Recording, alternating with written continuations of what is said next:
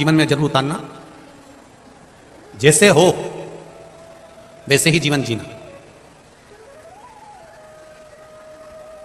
किसी की चमक देखकर अपनी चमक बदलने की कोशिश मत करना। अपने को देखकर दुनिया बदल जाए तो समझ लो कि जीवन की सार्थक। वो इतना चमक है, इतना धन है, इतनी दौलत है, इतनी संपदा है, उनका ऐसा घर है, ऐसा बंगला है, ठीक है, वो उनकी जगह ठीक है।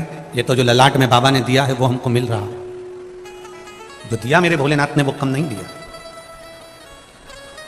बहुत सारा पैसा दे दे मेरे भोलेनाथ और साथ में रोग दे दे, बीमारी दे दे तो कैसा रहेगा? बोलो तो चमकेगा। पैसा किसी काम का है नहीं। फिर तो 2 रोटी दे, अच्छे से दे, और अपन पेट भर कर वो 2 रोटी आराम से खाएं और वो खाया हुआ भी हमारा पच जाए और अपनी जिंदगी खुश होकर जी लें। इससे बढ़कर कोई सुकून नहीं जीवन का। उससे बढ़कर कोई सुकून नहीं है, उससे बढ़कर कोई आनंद नहीं। शिव पुराण कह रही है देवऋषि नारद के भीतर थोड़ा सा भक्ति है। देवऋषि नारद के भीतर ऐसा नहीं कि भक्ति नहीं है। शंकर जी की परम भक्त हैं, भगवान विष्णु के परम भक्त हैं देवऋषि नारद। दिन भर 24 घंटे नारायण नारायण नारायण नारायण नारायण नारायण करते रहे। ऐसा नहीं है कि भक्ति नहीं है।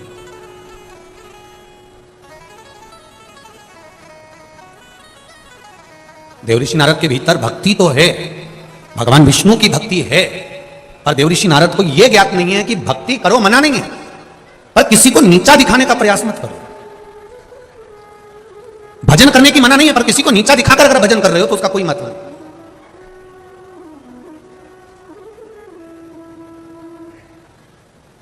कई बार माताएं शिव जी के मंदिर में रहती हैं, रोज जाती हैं, रोज पूजन करती हैं, और कोई माता कभी कभी आ जाती है शंकर जी के मंदिर में। तो कई माताएं जो रोज वाली है ना, वो कहती हैं हम रोज वाले हैं, पहले हम पूजन करेंगे। ठीक है, जो कभी कभी आ रहा है, रोज वाले को निवेदन है कि ये तो केवल थोड़ा सा समय निकालकर, वो भी ना जाने किसने किया होगा, तब जाकर ये मंदिर पहुंचा होगा, तो तू पहले जल चढ़ा ले, उसके बाद अपन चढ़ा लेंगे, जा, कोई बात नहीं। पर कई लोगों की आदत रहती है, जब तक वो 2-4 को पूछते नहीं है, धक्का मक्का नहीं दें, तब तक वो प्रवेश करते ही नहीं है। 2-4-8 को जब तक वो हिला डुला नहीं देना, तब तक प्रवेश करना बड़ा कठिन है, बहुत कठिन। महाराज देवऋषि नारद के भीतर भगवान नारायण की भक्ति तो थी, पर देवऋषि नारद ने एक बार मन में सोचा कि बताओ, भगवान शंकर तप में लीन थे और कामदेव ने उनकी समाधि तोड़ दी। बड़ा आश्चर्य की बात है। इतने बड़े देवता, बार बार लोग कहते हैं कि ब्रह्मा जी के पिता हैं भगवान विष्णु और भगवान विष्णु के पिता हैं भगवान शंकर। जब हमारा शास्त्र कह रहा है कि शिवजी ने सब कुछ दिया, शंकर ने वैकुंठ, शंकर ने लक्ष्मी, शिवजी ने ब्रह्मा जी को ब्रह्माणी दी है, शिवजी ने उनको कमल पुष्प पर रहने का आनंद दिया, शिवजी ने ब्रह्मा जी को बताया कि सृष्टि की रचना कैसे करना है, शंकर भगवान ने अपना अर्धनारीश्वर स्वरूप धारण कर ब्रह्मा जी को समझाया, ज्ञान दिया, इंद्र को इंद्र का सिंहासन दिया, गरुण वरुण सबको भगवान शिव ने दिया, भगवान शंकर ने दिया। फिर एक बात समझ में नहीं आती कि शिवजी कामदेव को नहीं जीत पाए। फिर समझ लेना मेरी जीजियां जितनी बैठी हैं इस कल्याणपुर कानपुर में जो कथा चल रही है, और जितने लोग आस्था चैनल पर सुन रहे हैं, जितने फेसबुक पर सुन रहे हैं, और जितने यहां सुन रहे हैं, और जितने बाउंड्री के बाहर सुन रहे हैं, आप लोग भी जरा ध्यान से सुनो। राम जी महाराज का विवाह मुहूर्त देखकर हुआ था। बोलो हुआ था कि नहीं हुआ था? राज तिलक भी मुहूर्त देखकर हुआ।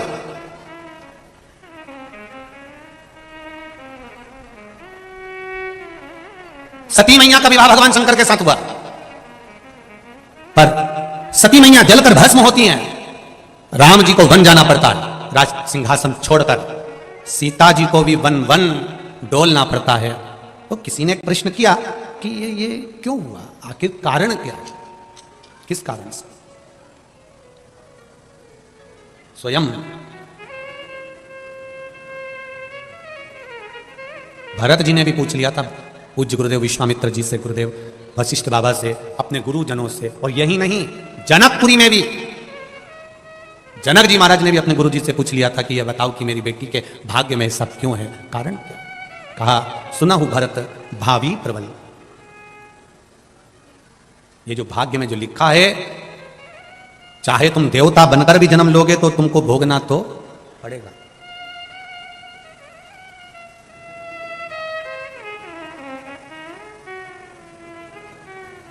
भोगना तो पड़ेगा, ये निश्चित है। मंदिर जाओ मत जाओ तुम्हारी मर्जी है, लोटा भल के जल चढ़ाओ ना चढ़ाओ ये तुम्हारी मर्जी है, भजन करो ना करो ये तुम्हारी मर्जी है। कर्म का भोग तो भोगना पड़ता है। मेरे राम जी महाराज ने छुप कर बाली को मारा था, तो कृष्ण अवतार में बाली ने छुपकर भगवान कृष्ण को बाण मारा। सती मैया ने पूर्व में उमा बनकर जो भाव व्यक्त किया था, उसके कारण सती बनकर जलकर भस्म होना पड़ा। एक गर्भवती चिड़िया को कैद में रखा तो माता जानकी भी गर्भ में रही, तब उनको भी बन बन डुलना पड़ा। कर्म की गति है, कौन मिटा सकता है? ये भाग्य में लिखा हुआ तो भोगना तो पड़ता है। भाग्य का लिखा हुआ प्रत्येक फिर निवेदन करेंगे कि 13वीं पर ध्यान दिया लोगों ने कि ये मर गया तो इसका 13वां हुआ, ये मर गया तो इसका 13वां हुआ। वो 13वें पर ध्यान दिया, 13वीं पर ध्यान दिया, पर लोगों ने वो 13 बातों पर ध्यान नहीं दिया कि जो मनुष्य के भीतर 13 चीजें हैं जो केवल मनुष्य खुद करता है, उसकी ये 13 चीजें कोई दूसरा नहीं कर सकता। 13वें का मतलब क्या होता है? केवल नुक्ती खा लेना किसी के मरने के बाद, या गुलाब जामुन या पूरी सब्जी या रायता, इसको 13वां नहीं कहा गया। 13 चीजें मनुष्य के जीवन में ऐसी होती है जो मनुष्य को खुद करना पड़ता है, कोई दूसरा नहीं करता।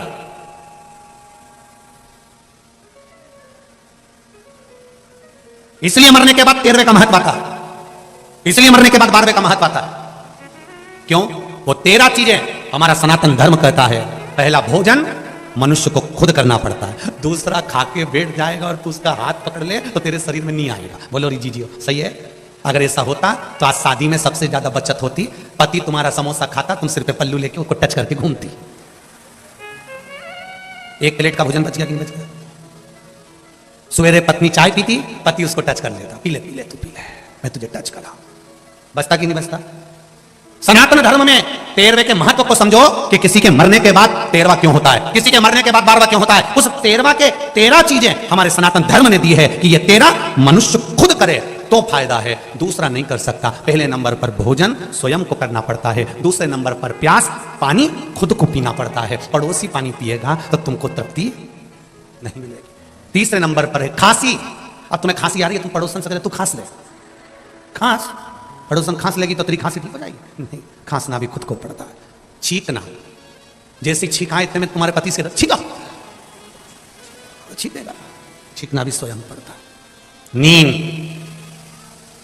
तुम्हारे बत्तल का कोई दूसरा सो भी जाएगा ना तो तुम्हें लाभ नहीं मिलेगा। नींद भी स्वयं को ही लेना पड़ेगा, स्वयं को नींद लेना स्वयं।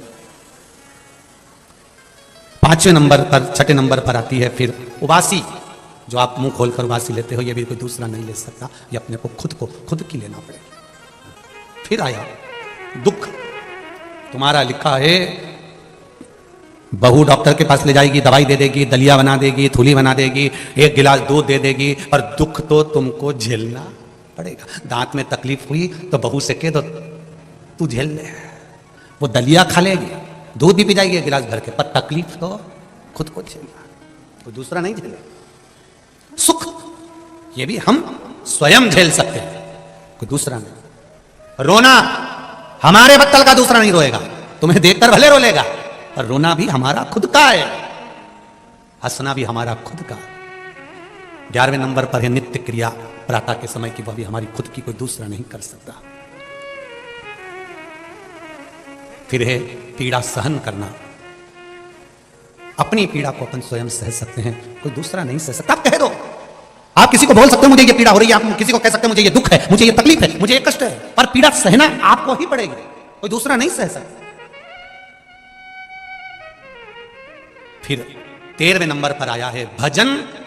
आपका भजन आपको खुद करना पड़ेगा, कोई दूसरा नहीं कर सकता, आपके हिस्से का आपको ही करना। ये 13 मनुष्य के कर्म हैं जो मनुष्य को खुद करना पड़ते हैं, कोई दूसरा नहीं करता। जब मनुष्य ये 13 में से 12 जैसे आपने अपने लिए करा है, उसी तरह 13वें नंबर का भजन भी आपको खुद को अपने लिए करना पड़ेगा। कोई कह दे कि साहब वो दादाजी मर गए और उनके निमित्त से हमने पंडित जी को भोजन कराया, पंडित जी भोजन कर लेंगे, मना नहीं है, पंडित जी को भोजन करने में मना नहीं, ब्राह्मण भोजन कर लेगा, मना नहीं है, पर निवेदन है, भोजन करने की मना नहीं है, उसके निमित्त के भोजन करने की मना नहीं है। पर जीते जी अपने द्वारा किया हुआ कर्म का भोग अपने को भोगना है, स्वयं के लिए। 13वें नंबर का है भजन, जो स्वयं को करना पड़ेगा, स्वयं के लिए। एक एक बहन जी ने लिखा है,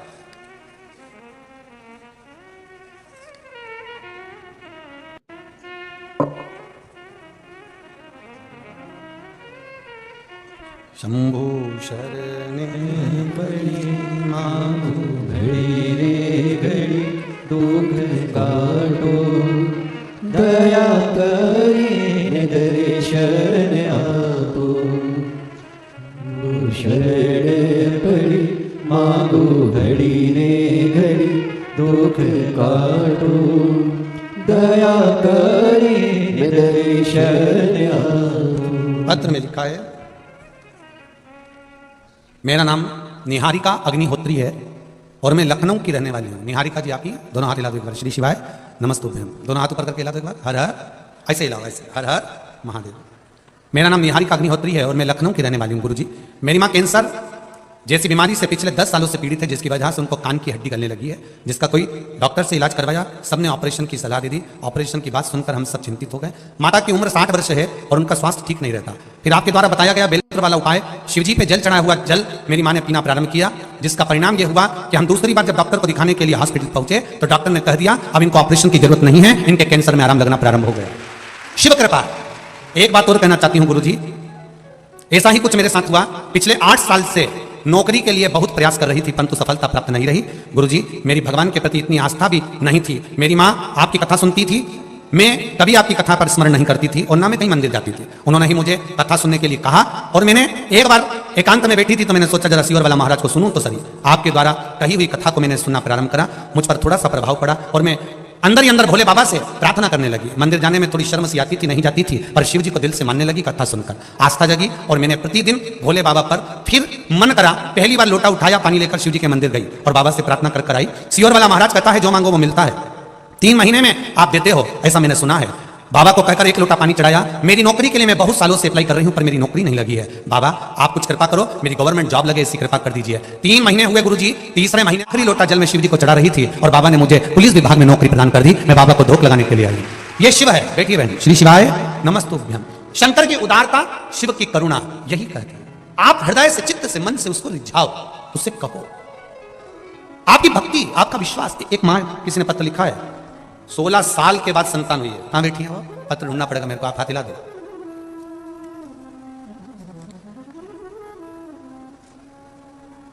आरती आदेश पोरवाल दिव्यापुर औरैया से आए हैं। कहीं बैठे हो तो लाइएगा। अच्छा वहां है, ठीक है, दोनों हाथ हिला दो एक बार। श्री शिवाय नमस्तुभ्यम। दिख गए हो? श्री शिवाय नमस्तुभ्यम। दंडवत प्रणाम भोलेनाथ जी के चरणों में। गुरुदेव, मेरी शादी को 16 साल हो गए थे, मुझे कोई संतान नहीं हुई। मैंने बहुत इलाज कराया लेकिन कुछ नहीं। फिर मैंने एक बेटी गोद लेने का मन में ठान लिया और आखिरी में लोग मुझे ताने पर ताने देने लगे। सब लोग अपशब्द कहते थे गुरुदेव, क्योंकि 16 साल शादी के हो गए थे। मैं क्या वर्णन करूं? डॉक्टरों ने भी कह दिया था कि आपको संतान का सुख नहीं है। तब लोग मुझे इतना अपशब्द कहते थे गुरुदेव, बांझ तक कह देते थे, गालियों पर गालियां देते थे। गुरुदेव, बाबा की कृपा हुई और 27 अप्रैल 2020 को मैंने पहली बार कथा सुनी और तभी मेरा राजस्वला धर्म का 7वां दिन था। मैं अपने पति को लेकर सफेद आंकड़े की जड़ को निकलवा कर लाई, शिव मंदिर में पहुंची। शंकर भगवान के मंदिर में 27 अप्रैल 2020 को मैं शिव जी के मंदिर में सफेद आंकड़े की जड़ को लेकर तुमरुका जी का नाम लेकर मैंने कमर में बांधी और बाबा की कृपा ऐसी हुई 3 महीने के अंदर मेरा गर्भ ठहर गया और बाबा की कृपा से 27 जनवरी 2021 को मेरे यहाँ बेटे का जन्म हुआ है। मैं उनको धोख लगाने के लिए यहाँ पर आई हूँ। हर हर बेटी बहन। श्री शिवाय नमस्तुभ्यम। बहुत बहुत बधाई आरती जी आपको, आदित्य जी आपको बहुत बहुत बधाई। शिव कृपा, उसकी उदारता, उसकी करुणा। देवऋषि नारद के भीतर भगवान विष्णु की भक्ति तो थी पर देवऋषि नारद के भीतर शिव भक्ति नहीं थी। उन्होंने कहा बताओ, देवऋषि नारद मन में सोचते हैं काम को जीत नहीं पाए, काम से हार गए, कामदेव ने इनकी समाधि तोड़ दी। थोड़ा सा अहम भक्ति का प्रकट हो गया, थोड़ा सा। हम आप लोगों से एक बात कहे पहले, आज फिर कहते हैं, तुम भजन करना अहंकार को छोड़कर। जब कथा सुनने के लिए जाओ, जिस जगह पर कथा सुनने बैठो, घर के लोगों को कहकर जाना कि मैं 2.5 घंटा 3 घंटा की कथा है, 2 बजे से 5 बजे तक चलेगी। 5 बजे जब आरती होगी तब भूमि को नमन कर कर प्रणाम कर कर तब मैं अपने घर पर आऊंगी, क्योंकि मैंने सुना है जब मेहमान जाते हैं तो जाते जाते कुछ रुपया घर के हाथ में, बच्चों के हाथ में दे जाते हैं। मेरा भोलेनाथ रोज कथा के विराम में मुझे कुछ ना कुछ देगा जरूर। जब कथा का विराम होता है, रोज प्रतिदिन आप कथा सुनने के बाद अपने घर को जाते हैं, 5 बजे जब कथा छूटती है और आप अपने घर के लिए निकलते हो, तो ये आपके भीतर ये भाव होता है कि जैसे मेहमान जाते जाते कुछ देते हैं, मेरा भोलेनाथ रोज प्रतिदिन विराम पर कुछ ना कुछ मेरे जीवन में जरूर देकर जाएगा। ये मेरा विश्वास करता है, मुझे खाली नहीं छोड़ेगा, वो देगा जरूर। भक्ति और मुक्ति का साधन है शिव। नारद जी के भीतर अहंकार प्रकट हो गया, देवर्षि नारद के भीतर अभिमान आ गया कि मैं भगवान विष्णु का भजन करता हूं, मैं कामदेव को जीत सकता हूं और शंकर भगवान नहीं जीते, शिव जी नहीं जीत पाए। इतना अहंकार, इतना अभिमान उसके भीतर जागृत हो गया, शिव नहीं जीते। आपको कौन समझाए कि शंकर भगवान कामदेव को देखकर नेत्र क्यों खोले हैं? क्योंकि शंकर भगवान सती के पति हैं, कामदेव रति के पति हैं। बोलो री जी, सही है कि गलत है? सही है ना? शिव सती के पति, कामदेव रति के पति। सती और रति एक ही पिता की बेटी है। कामदेव के साड़ू भाई कौन है? बोलते जाओ जरा जम के बोलो। शंकर भगवान। शंकर भगवान के साड़ू भाई कौन है? कामदेव, क्योंकि रति सती दोनों बहन है। इतने सारे देवताओं ने आकर समाधि तोड़ी, शिव जी ने नेत्र नहीं खोला, और कामदेव आया, शंकर भगवान को नेत्र खोलना पड़ा। उसका कारण केवल इतना सा है कि तुम दुकान पर 24 घंटे बैठो, मना नहीं है, और पत्नी कहती है कि मेरे रिश्तेदार आए तो 5 मिनट आके मिलो तो। बोलो सही है कि गलत है? और अगर पत्नी की बहन आई, उसका पति आया, बहन का पति, और तुम दुकान छोड़ के नहीं आए, मत छोड़ो, फिर वो तुम्हें नहीं छोड़ेगी, मत छोड़ो। कामदेव कौन है? सती मैया की बहन के पति। अभी तक जो आए थे वो शंकर जी के रिश्तेदार नहीं थे, पर अब जो आया है कामदेव, वो शिव का साड़ू भाई आया, भगवान शंकर के रिश्तेदार है। और अब रिश्तेदार आए तो कुछ ना कुछ 2 मिनट तो बात तो करना पड़ेगा ना, कि कोई आया है तो। नारद जी को कौन समझाए? क्योंकि नारद तेरी शादी नहीं हुई, अगर तेरी शादी हो जाती तब समझ में आता कि रिश्तेदारी कैसे निभाई जाती है। हमसे पूछो कि रिश्तेदारी कैसे निभाई जाए। शंकर भगवान ने नेत्र इसलिए खोले क्योंकि सामने कामदेव खड़ा था, अपना रिश्तेदार खड़ा है, तो कम से कम हेलो हाय तो करना ही पड़ेगा, थोड़ा राम राम श्याम श्याम तो करना पड़ेगा। अब यही इतने सारे कार्यकर्ता खड़े हो जाते हैं। अब ये प्रशासनिक जो लोग खड़े हैं, पुलिस वाले भाई लोग जितने खड़े हैं, प्रशासन वाले, कई आदि टीआई भी खड़े हुए हैं, कोई भी सीएसपी भी खड़े हैं, कोई खड़े, तो ये थोड़ी ना पहचानते कि तुम्हारे रिश्तेदार है। वो तो तुम आके कहते हमारी काकी है, तो फिर इतने में भाई प्रशासन आदि के लोग, उनको तो नियम निभाना है, उनको तो संयम रखना है, उनको तो सेफ्टी रखना है। और केवल एक अकेले की सेफ्टी नहीं, आप सबका ध्यान उनको रखना है। तो उनको तो समझना पड़ेगा ना कि भाई कोई भी आए, कथा के पहले आओ या कथा के बाद आओ, पहले कैसे आ गए तुम, बीच में क्यों उपद्रव मचा रहे हो, क्यों चिल्ला रहे हो, तो ये शक्ति तो इनको रखना पड़ेगी, भले तुम कार्यकर्ता क्यों ना हो, उनको थोड़ा नियम धर्म तो संयम तो रखना पड़ेगा। एक पत्र लिखा एक जी ने कि गुरुजी वो बहुत दूर गाड़ियां रुक रही है और हम यहां तक पैदल आ रहे हैं, तो मेरा जीजियों से निवेदन है, कौन मना कर रहा है कि तुम पैदल आओ, समिति वालों से कहो 4 ई-रिक्शा चलाओ, वहां से बूढ़ों को लेकर यहां तक आओ, उसमें कौन सी दिक्कत है? पर प्रशासन अगर रोक रही है बाहर, इसलिए रोक रही है कि घटना ना घटे, ट्रैफिक जाम ना हो, कष्ट। और आप तो फिर भी ठीक हो जो केवल कॉलोनी से यहां तक अंदर आ रही हो। और जगह कथा होती है तो 4 से 5 किलोमीटर तक लोग सिर पे बैग रख रख कर पैदल चलते चलते शिव महापुराण तक पहुंचते हैं। ये तो फिर भी यहाँ की प्रशासन को धन्यवाद दूंगा मैं, पुलिस प्रशासन को, जिन्होंने सही तरह से इसको साथ रखा। मना नहीं है, थोड़ा सा नियम अपने को भी बनाना पड़ेगा, थोड़ा अपने को भी साधना पड़ेगा, तब तो कार्यक्रम सफल होगा। मम्मी क्यों डांटती है बच्चों को? बच्चों को क्यों डांटती है? बच्चा बिगड़े ना, काम ना बिगाड़े, तो कुछ गलती ना हो। इसी तरह अपने को, चाहे समिति हो चाहे प्रशासन हो, सबको साथ लेकर इस कार्य को पूर्ण करना है, आनंद के साथ। और बहुत मैं समिति को भी कहूंगा और प्रशासन को भी कहूंगा, बहुत अच्छे श्रोता बहन भाई कथा सुनने आ रहे, एकदम साइलेंट रहकर कथा सुनते हैं, धन्य है। जब हम यहाँ आ रहे थे कानपुर तो किसी ने कहा था वहां तो बहुत कथा होती है, लोग अपनी मस्ती में लगे रहते थे, कथा माता कोई नहीं सुनता। हम उनको दिखाना चाहते हैं, एक बार आकर देखो कानपुर की इस पावन धरा पर, कल्याणपुर में जितनी मेरी माताएं बैठी हैं, जितने पुरुष बैठे हैं, इनके भीतर का भाव देखिए कि किस दिल से कथा सुन रहे हैं, किस मन से कथा सुन रहे हैं, एकदम साइलेंट रहकर। कहने वाला कुछ भी कहे, दिखता है तो लगता। मैं आप जितने भी श्रोता भाई बहन बैठे हैं उनको नमन करता हूं, आपके चरणों को, बहुत सुंदर भाव से आप कथा का रसतत्व ग्रहण कर रहे हैं। और यहाँ की जो मीडिया है, पत्रकार बंधु हैं, उनको भी धन्यवाद देना चाहूंगा कि आपकी कलम बहुत सुंदर सुंदर चरित्र अखबारों में लिख रही है। आपको नमन, सोशल मीडिया को भी, और जितनी मीडिया है सबको नमन। आपका प्रेम झलक रहा है आपकी कलम के माध्यम से। शिव कृपा, देवर्षि नारद के भीतर अभिमान प्रकट हो गया, पर देवर्षि नारद ये नहीं जान पा रहे हैं, देवर्षि नारद के भीतर यह भाव नहीं आया कि कामदेव क्यों कामदेव को देखकर नेत्र खोला। यह संबंधों की बात है, ये रिश्तेदारी की बात है। ये कई संबंध ऐसे होते हैं जो सामने नहीं बोले जाते। सगे भाई से भी लड़ाई हो जाती है ना, सगे भाई से भी अगर विवाद हो जाता है तो भी जब उसके घर में कोई कार्यक्रम होता है तो भाई के यहां पर भी दिल में उमंग तो उत्पन्न होती है कि मेरे भाई की लड़की की शादी है, अच्छा काम है, उसका बेटी का ब्याह हो रहा है। भले नहीं जाए, भले नहीं पहुंचे, पर दिल में उमंगता तो है, उत्साह तो है, प्रेम तो है। अब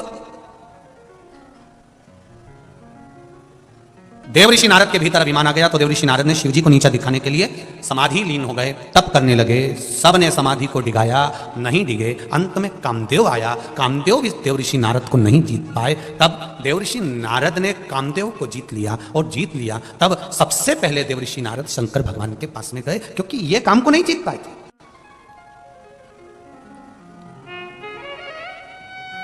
इन्होंने कामदेव को नहीं जीता था। आप उन्नति की सीढ़ी पर आगे बढ़ रहे हो, आप उन्नति की सीढ़ी पर अग्रण्य बढ़ रहे हो, मना नहीं, खूब बढ़ो, पर किसी को नीचा दिखाकर नहीं, किसी को अपशब्द बोलकर नहीं, किसी को ताने देकर नहीं।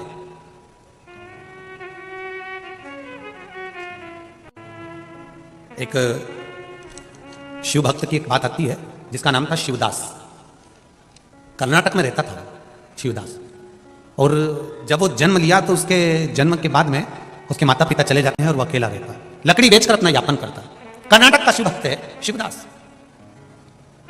24 घंटे भगवान की भक्ति में डूबा रहना, शिव जी का गुणगान करना, शिव स्मरण करना। और शिवदास लकड़ी लेता, लकड़ी को सिर पे रखता, बेचने जाता, बेच कर आता, थोड़ा सा धन, उतना ही पैसा लेता जिस पैसे से किसी ब्राह्मण को भोजन कराकर खुद भोजन कर लेता। उसका नियम था अतिथि को भोजन पहले कराता था, फिर स्वयं करता था। ये हमारे यहाँ की रीति रही है पहले से। उत्तर प्रदेश में तो इधर साइड का तो नहीं मालूम हमको, पर काशी से और आगे जब जाते हैं तो वहाँ एक नियम है, अब इधर भी होना तो चाहिए ऐसा नियम, कि जब कोई अतिथि आता है तो सबसे पहले उसके सामने गुड़ या शक्कर या मीठा, लड्डू, गुलाब जामुन जो भी घर में होता है वो उसके सामने रखा जाता है। पानी भी बाद में आता है, पहले मीठा। इधर होता है क्या? है इधर नीति? बहुत बहुत धन्यवाद आपको, आप पूर्वजों की रीति को निभा रहे हैं। इसके लिए मिठाई पहले लाकर रखी जाती है, किसके सामने? जो अतिथि आया उसके सामने। और जरूरी नहीं है कि आप लड्डू रखिए, जरूरी नहीं है कि 56 भोग रखिए, जरूरी नहीं कि आप बहुत सारा पकवान रख दीजिए। जरूरी यह है कि जो आया है उसका मुख झूठा हो जाए, और जो लड्डू या शक्कर या गुड़ रखा है वो प्लेट झूठी हो जाए। प्लेट झूठी होने से क्या होगा? ये झूठी प्लेट जब हमारे अंदर जाएगी और अंदर पहुंचेगी तो अतिथि के मुख झूठे करने से ये झूठी प्लेट जब अंदर जाएगी तो हमारे घर का जो दरिद्रता है उसको बाहर ले जाएगी, इसलिए उस प्लेट को अंदर ले जाएगी। ये झूठी प्लेट हमारे अंदर चले जाए, जो झूठी प्लेट अंदर की ओर जाए तो ये हमारे घर की दरिद्रता को, घर की दरिद्रता कब समाप्त होती है? जब हमारे यहां कोई अतिथि आता है, मेहमान आता है और वो हमारे यहां रुकता है, भोजन करता है या मुख झूठा करता है, पानी पीता है और जाता है। उसका झूठा पात्र जितनी घड़ी, जितने पल, जितने समय हमारे घर में रखा रहता है उतने समय वो घर की दरिद्रता को दूर भगा देता है। इसलिए हमारे उत्तर प्रदेश का नियम है कि मुख झूठा कराना और प्लेट को अंदर ले जाना, ये हमारे यहां की रीति बनी। इसलिए कहते अतिथि देवो भव, अतिथि देव सम्मान हम क्यों करें? दरिद्रता को दूर भगाना। अब कितना अंतर है जरा ध्यान रखना। खुद के झूठे बर्तन 2 घंटे 4 घंटे तुम्हारे यहां पड़े हैं तो दरिद्रता प्रवेश कर रही है। जरा अच्छे से सुन लेना रे उत्तर प्रदेश वाले, कानपुर वाले, थोड़ा ध्यान लगाकर सुनना। जितने लोग आस्था चैनल पर सुन रहे हैं, जितने फेसबुक यूट्यूब पर सुन रहे हैं वो भी सुन लीजिएगा। खुद के झूठे बर्तन घर के अंदर 4 घंटा 5 घंटा पड़े हैं तो दरिद्रता को निमंत्रण दे रहे हैं, दरिद्रता को घर में बुला रहे हैं। और अतिथि का झूठा बर्तन घर में पड़ा है तो दरिद्रता को बाहर भगा रहे हैं। जरा समझ लीजिए अच्छे से। खुद का बर्तन, झूठा बर्तन जल्दी मांज देना चाहिए, जल्दी साफ करके रख देना चाहिए। बर्तन वाली नहीं भी आई ना, और बर्तन पड़ा हुआ है ना, बर्तन मांजने वाली नहीं आई है, तो घर की बहू बेटी का यह फर्ज बनता है कि झूठे बर्तन पर आधा बाल्टी पानी लेकर, 2 डब्बा पानी लेकर, 1 भगोनी पानी लेकर सारे झूठे बर्तन पर पानी छींट दो। पर झूठे बर्तन पर पानी होना जरूरी है। भले बर्तन वाली आएगी, वो 4 घंटे बाद आए, 8 घंटे बाद आए, वो बर्तन मांज देगी, पर उस बर्तन पर पानी पड़ जाना चाहिए। क्यों? घर में 1 रुपया आएगा, 1.25 रुपया खर्च होगा। एक व्यक्ति की तबीयत खराब होगी, दूसरा ठीक होगा, तीसरे की तबीयत खराब होगी, चौथा ठीक होगा, 5वें की तबीयत खराब होगी, छठा ठीक होगा। और जरा जरा सी बात में अगर विवाद हो रहा है, पानी ढुल गया तो विवाद, पलंग का कुछ काम हो गया तो विवाद, एक कटोरी गिर गई तो उसके पीछे विवाद। ये उसी के घर में होता है जिसके घर में खुद के झूठे बर्तन 2 या 3 घंटे तक पड़े रहते हैं। उसके घर में ये तीनों चीज जरूर होगी, ये निश्चित है। कोई ना कोई बीमार जरूर पड़ा रहेगा। 1 रुपया कमाओगे 100 रुपए खर्च जरूर होगा। घर में पैसा नहीं दिखेगा, टिकेगा नहीं, चाहे कितना भी 4 जगह से कमा ले तो भी घर में पैसा नहीं दिखेगा। और तीसरे नंबर पर घर में जरा सी बात में खट्टर पटर होगी। समझ लो कि तुम्हारे झूठे बर्तन तुम्हारे घर में 3 घंटा या 2 घंटा या 2.5 घंटे से ज्यादा पड़ा हुआ है, तो उसका एक ही साधन हो सकता है, झूठे बर्तन पर घर में से 1 जग पानी भरो और भले बर्तन वाली 6 घंटे बाद आए, मना नहीं, पर झूठे बर्तन पर थोड़ा पानी छीट दो। उससे क्या होगा, आपकी तरफ से वो झूठन को समाप्त कर दिया गया है। फिर आपको वो दोष नहीं लगता, ये निश्चित है, फिर दोष नहीं लगेगा। फिर वो बर्तन वाली 4 घंटे में आए, 6 घंटे में आए, 8 घंटे में आए, कोई दिक्कत नहीं। पर हमने पानी पिया, पटक दिया, हमने खाया, पटक दिया, पोया खाया, पटक दिया, चम्मच पटक दिया, गिलास पटक दिया। पूछो क्यों पड़ा है, तो बर्तन वाली आएगी तो आएगी, तो पानी तो थोड़ा सा डाल दो उस पर, थोड़ा झूठा, नहीं तो तुम्हारी आपस में विवाद होगा, तुम्हारी आपस में झगड़ा होगा, तुम ही आपस में सुखी से नहीं रह पाओगे, शांति से नहीं रह सकोगे। उसको थोड़ा समझो तो कि हमारा विज्ञान क्या करे, हमारा शास्त्र क्या करे। झूठा बात पर उठा कर एक साइड। महाराज देव ऋषि नारद शिव जी के पास में पहुंच गए। भगवान शंकर के पास में जाते से ही देव ऋषि नारद जी ने कहा, आप कामदेव को नहीं जीत पाए, पर मैंने कामदेव को जीत लिया है। कामदेव को मैंने जीता है, आप नहीं जीते, आपने कामदेव को नहीं जीता, पर मैंने जीता। जैसे ही सुना कामदेव को मैंने जीता, शिव जी ने अपने गले की रुद्राक्ष की माला उतारकर देव ऋषि नारद के गले में पहना दी और कहा, नारद जी आप बैठो, तो इतना बड़ा काम आपने करा है, कम से कम बैठो तो। देव ऋषि नारद बोले, मुझे दूसरी जगह जाना है, इतना मेरे पास में समय नहीं है। रुद्राक्ष की माला पहनकर जब जाने लगे, शंकर भगवान ने हाथ जोड़कर कहा, आपने जो कहा ये बात अब आप किसी को मत कहना कि शंकर भगवान कामदेव को नहीं जीत पाए और मैंने जीता। ये बात किसी को मत कहो, जनता को तो वैसे मालूम पड़ जाता है कि मैंने जीता। किसी को बोलने से क्या फायदा, किसी को बताने से क्या फायदा। क्यों बोले, नहीं माने नारद जी। नारद जी चल दिए, सीधे देव ऋषि नारद पहुंचे भगवान विष्णु के पास में, भगवान नारायण के पास में। कहानी से सुनने के बाद भी देव ऋषि नारद सीधे भगवान विष्णु के यहाँ जाकर भगवान नारायण के पास खड़े होकर उन्होंने कह दिया, जिस कामदेव को शंकर भगवान नहीं जीत पाए, उस कामदेव को मैंने जीता है। ये शब्द जब नारायण के कानों में गया तो नारायण की आंख से अश्रु बह गया, आंख से आंसू बहने लगा। देखिए जरा, स्मरण करिएगा थोड़ा सा। शिव जी के शब्द को सुनकर, देव ऋषि नारद के वचन को सुनकर, शंकर भगवान की वाणी के शब्द को सुनकर, देव ऋषि नारद के शब्द को सुनकर रोने लगे भगवान विष्णु। लक्ष्मी जी ने पूछा, तुम क्यों रो रहे हो? तो कि नारद जी का अहंकार झलक गया, देव ऋषि नारद का अभिमान झलक गया। यह अभिमान ठीक नहीं है नारद जी। निंदा करने वाला और निंदा सुनने वाला, ये दोनों महापापी होते हैं। इस नारद को तो निंदा करने के कारण से शंकर जी की निंदा करिए, इसलिए बंदर का मुंह लगेगा, पर मैंने निंदा इन कानों से सुनी है, इसलिए मुझे घोड़े का मुंह लगेगा। भगवान विष्णु को घोड़े का मुख लगा था, हयग्रीव अवतार हुआ था भगवान का, केवल निंदा सुनने के कारण। जितने भी लोग कथा सुन रहे हैं, बड़े ध्यान से सुनना, शिव जी की कभी निंदा नहीं करना और ना कभी निंदा सुनना। अगर कोई निंदा करे तो उठकर चले जाओ वहां से, हमें नहीं सुनना। हम शंकर की निंदा नहीं सुन सकते। तुम्हें करना करो, भगवान ने तुम्हें बनाया ही निंदा करने के लिए। जब निंदा करने वाला निंदा करना नहीं छोड़ सकता, तो अपन अपना काम कैसे छोड़ दो कि हम निंदा सुनते ही नहीं है, तो हम कैसे सुन लें? जब तू करना नहीं छोड़ रहा तो हम सुनना कैसे छोड़? हमें नहीं सुनना, हम नहीं सुन सकते, हमें नहीं श्रवण करना। भगवान विष्णु ने कहा, नारद जी तुम्हारा अभिमान। देव ऋषि नारद जी ने कहा, मैंने कामदेव को जीता और आपने मुझे बैठने का नहीं कहा। भगवान कहते बैठने का कैसे कहते? शंकर भगवान ने तुम्हें बैठने के लिए जगह दी, तुम नहीं बैठे। तुम्हें बैठने की जब जगह मिली तो तुम नहीं बैठे, और तुम मेरे यहां आकर कहते हो कि बैठ जाओ। ये दुनिया के लोग दो मुंहा बातें करते हैं। किसी गरीब के घर में अगर शादी में जाएंगे और माता पूजन में या कोई कार्य में 2 घंटा लेट भी हो गया तो किसी के मुख से आवाज नहीं आती, और किसी पैसे वाले के यहाँ शादी में जाएंगे और मैं 2-3 घंटा लेट भी हो गया, गरीब के यहाँ होगी तो तुरंत कहेंगे टाइम लग गया, इतना समय हो गया, ये समय बोला था, ये समय बोला था। और पैसे वाले के यहाँ अगर होगी तो कोई बात नहीं, चल रहा है जैसा चलने दो, होगा जब देखा। जमाना बड़ा विचित्र।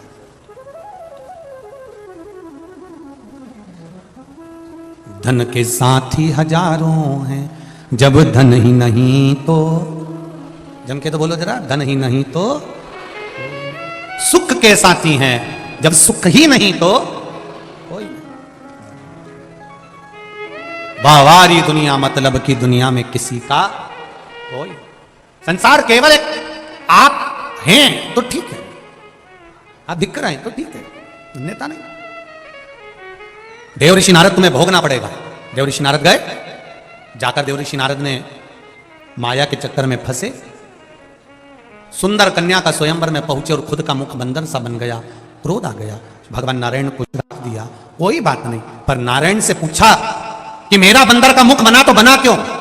आखिर बंदर का चेहरा मेरा कैसे बन सकता? कारण क्या? बड़ी मुश्किल से 84 लाखवें नंबर की योनि है मनुष्य की योनि। 83,99,999 योनि काटने के बाद यह मानव का शरीर मिला है, इतनी सुंदर काया मिली है। तो इस काया को व्यर्थ मत जाने देना।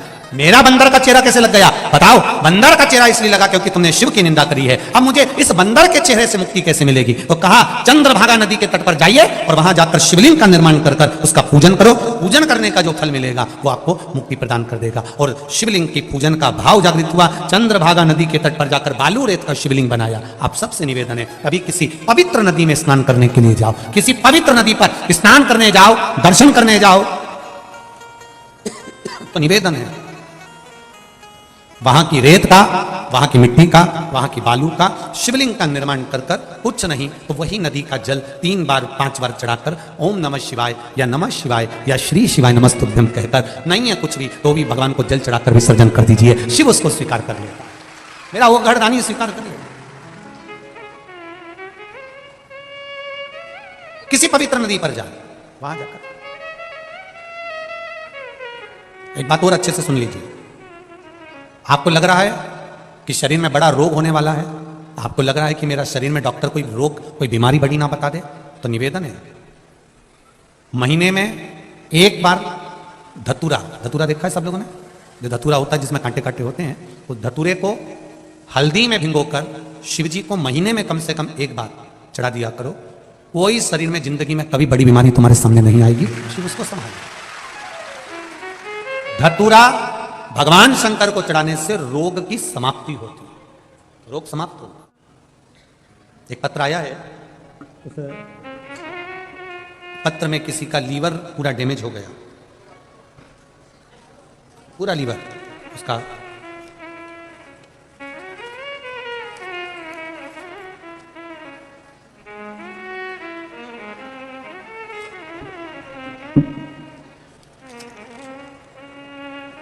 शंभु शरणे पड़ी मांगू घड़ी रे घड़ी दुख काटो दया करे दर्शन आपो। गुरुजी, मैं शिल्पी पांडे, निवासी गल्ला मंडी, कानपुर की रहने वाली हूँ। शिल्पी जी पांडे कहीं बैठी हो तो हाथ जरूर हिलाइएगा। शिल्पी पांडे जहाँ भी बैठी हो दोनों हाथ अवश्य हिलाएं। कहीं बैठी हैं? इस तरह से हाथ हिलाओ तो दिख जाओगी शिल्पी जी। अच्छा पीछे हो क्या? ठीक है ठीक है। मैं शिल्पी जी पांडे गल्ला मंडी कानपुर की रहने वाली हूँ। गुरुजी, मेरे मौसा जी की अचानक बहुत हालत खराब हो गई और उनको हॉस्पिटल में एडमिट करना पड़ा, जिससे जांच के बाद मुझे पता चला कि उनकी किडनी में इन्फेक्शन है। फिर उनको 2 हॉस्पिटल से जवाब हो गया। फिर गुरुजी तीसरे हॉस्पिटल मरियमपुर में ले गए, उन्हें आईसीयू में रखा गया और हम हर 2 दिन में डायलिसिस प्रारंभ हो गया। 2 दिन के अंदर अंदर उनको डायलिसिस होने लगा। डॉक्टर ने कह दिया अब इनको आप भले ले जाएंगे परंतु इनका डायलिसिस चलता रहेगा। फिर भी इनकी हालत नहीं सुधरी, डायलिसिस चलता रहा, हालत बिगड़ती जा रही थी। फिर कुछ भी मेरे पड़ोसी के पास कुबेरेश्वर धाम का रुद्राक्ष रखा हुआ था। हमारे पड़ोसी सीहोर गए थे, वहां से कुबेरेश्वर धाम का रुद्राक्ष लाए थे। उस रुद्राक्ष को हमने पानी में गलाया, शिवजी को चढ़ाया, उनसे मांगकर जल ले जाकर रोज आईसीयू के अंदर कुछ भी खिलाना ले जाना मना था। तब हम अपना रुमाल उस रुद्राक्ष के जल में गीला कर कर ले जाते थे और वो जल उनके होठ पर रुमाल फेर कर आ जाते थे। गुरुदेव बाबा की ऐसी कृपा हुई कि मेरे मौसा जी आईसीयू से भी बाहर हो गए और डायलिसिस भी बंद हो गया। शिव जी की कृपा इसको कहते हैं। मेरा नाम शिल्पी पांडे है, मैं निवासी गल्ला मंडी कानपुर की रहने वाली हूँ। एक लाइन बड़ी सुंदर शिल्पी जी आपने लिखी, बाबा तेरे ही भरोसे मेरा पूरा परिवार है, शिव की कृपा ऐसी होती है। ये शिल्पी पांडे का पत्र। बैठिए शिल्पी जी। श्री शिवाय नमस्ते। शिव कृपा, शंकर की उदारता, उसकी करुणा, उसकी दया। अब डायलिसिस भी नहीं चल रहा, शिव को चढ़ाया गया जल, उस जल का आचमन हमें सुख देता है। क्या देगा वो तो वो जानता है। आप लोग तो 7 दिन की कथा सुनो, 7 दिन के बाद में जब कथा विराम हो तो उससे 3 महीना बाबा से जो तुमने बोला है दिल से अगर सुनी होगी और दिल से अगर बोला होगा तो वो दिल से देगा भी, निश्चित है। आप तो सुनो दिल से श्रवण करो अविरल भक्ति के साथ। नारद जी कह रहे हैं मेरी गति चंद्रभागा नदी के तट पर शिवलिंग का निर्माण करना, उसका पूजन करना, तब जाकर देवऋषि नारद का सही स्वरूप आना, शिव जी को स्वयं आकर दर्शन देना। कह दिया नारद निंदा से थोड़ा सा दूर रहो, सब निंदा चल सकती है पर शंकर की निंदा ना तो सुनी जाए और ना करी जाए। अगर कोई फेसबुक, यूट्यूब, व्हाट्सअप काय पर भी अगर कोई शंकर जी के प्रति गलत पोस्ट भी कर दे तो उसको वहीं की वहीं या तो डिलीट कर दो या आप वहां से बाहर निकल जाओ। जवाब देना है तो इतना जरूर दे दो कि भाई तू पहचानता नहीं, जानता नहीं तो क्यों शिव निंदा में लगा हुआ है। शंकर की आराधना करो, निंदा नहीं करो। शिव करो शंकर की आराधना।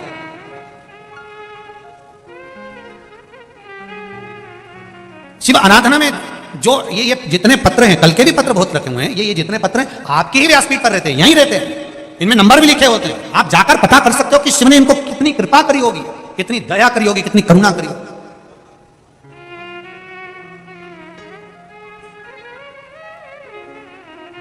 यहां यूपी में, उत्तर प्रदेश में, अभी काशी में कथा हुई, उसके बाद में ये कथा उत्तर प्रदेश की, ये कल्याणपुर कानपुर में हो रही है। हमारा तो यहाँ पर ज़्यादा आना जाना भी नहीं होता, हमने पहले भी कहा। यहाँ किसी से, ये प्रशासन के लोग भी रहते हैं और कार्यकर्ता भी रहते हैं, हम लोग मिलते भी नहीं, हम व्यासपीठ से कहते हैं, हम किसी से ज़्यादा मिलते नहीं। अपना भजन करना, मंत्रमाला जपना, नाम जाप करना, जो जजमान परिवार उन कथा में बैठे हैं और आप सब लोग जो कथा में आए हैं, बाबा आप सबका कल्याण करे, उसके लिए श्री शिवाय नमस्तुभ्यं हम दिन भर जपो, भजन करना, कथा का समय हो कथा करना और भगवत भक्ति में लगना। आप ना तो ज़्यादा मिलना का कोई क्रम होता है, ना कोई मिलना है आप लोगों से, तो हम तो इतना कहते हैं आप हमसे मिलने की जगह प्रयास करो कि मेरा देव अधिदेव महादेव से मिलन हो, बस इतना प्रयास। कोई आस, हाँ, सीहोर कुबेरेश्वर धाम का कंकर शंकर है, वहां आने वाला व्यक्ति, वहां धोख लगाने वाला व्यक्ति, वहां लोट लगाने वाला व्यक्ति, वहां दंडवत करने वाला व्यक्ति, यह विश्वास जरूर है कि कंकर शंकर की भूमि कुबेरेश्वर धाम में जो गया है वो खाली तो नहीं रहा है, ये निश्चित था। और वही कुबेर भंडारी यहां है साथ, वही कुबेरेश्वर महादेव 7 दिन यहां। आपकी भक्ति प्रबल हो। देवऋषि नारद भगवती स्मरण में डूबे, ब्रह्मा विष्णु महेश की आराधना स्वयं देवऋषि नारद ने कहा, शिवजी मैंने आपका अकेले का दर्शन करा तो मेरे नारायण और ब्रह्मा का भी दर्शन करना है। ब्रह्मा विष्णु महेश तीनों पधार रहे हैं। जो